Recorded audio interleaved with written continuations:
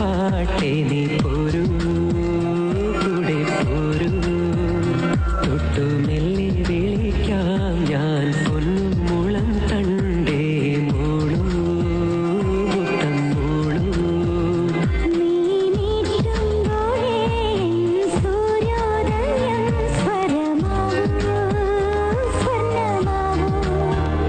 കാതൽ സന്ധ്യയ്ക്ക് ഇനി മലയാള സിനിമയിൽ തിരക്കിന്റെ കാലം.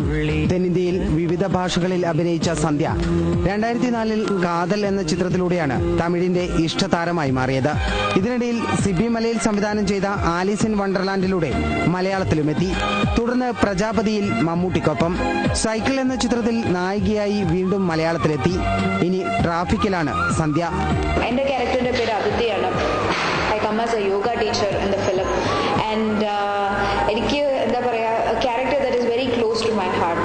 I wish that it is extended to go to the film. പക്ഷെ എല്ലാം ഷോർട്ടായിട്ട് വരുന്ന കാരണം and it happens in one day. അത്ര ഒരു എക്സ്റ്റൻഷൻ കിട്ടില്ല. ബട്ട് ഒരു ബ്യൂട്ടിഫുൾ ക്യാരക്ടറാണ്.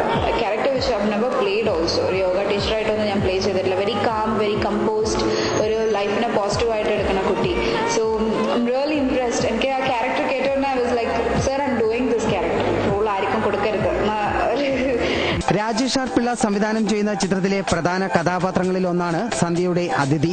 ശ്രീനിവാസൻ, വിനീത് ശ്രീനിവാസൻ, കുഞ്ചാക്കോ ബോബൻ, അനൂപ് മേനോൻ, ആസിഫ് അലി, റോമ, രമ്യ നമ്പീശൻ എന്നിവരാണ് മറ്റു വേഷങ്ങളിൽ. ബോബി സഞ്ജയ് തിരക്കഥ എഴുതുന്ന ചിത്രം തനിക്ക് മലയാള സിനിമയിൽ കൂടുതൽ അവസരങ്ങൾ നൽകുമെന്നാണ് സന്ധ്യയുടെ പ്രതീക്ഷ.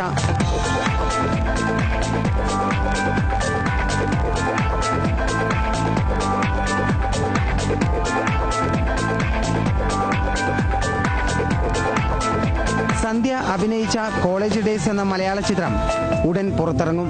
അടുത്ത മാസം 10-ന് ട്രാഫിക്കിന്റെ ചിത്രീകരണം എറണാകുളത്ത് ആരംഭിക്കും.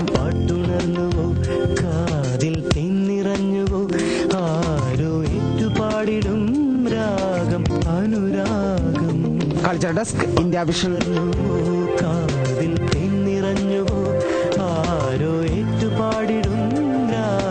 മറ്റു വാർത്തകൾക്ക് മുമ്പ് ഒരു ഇടവേള.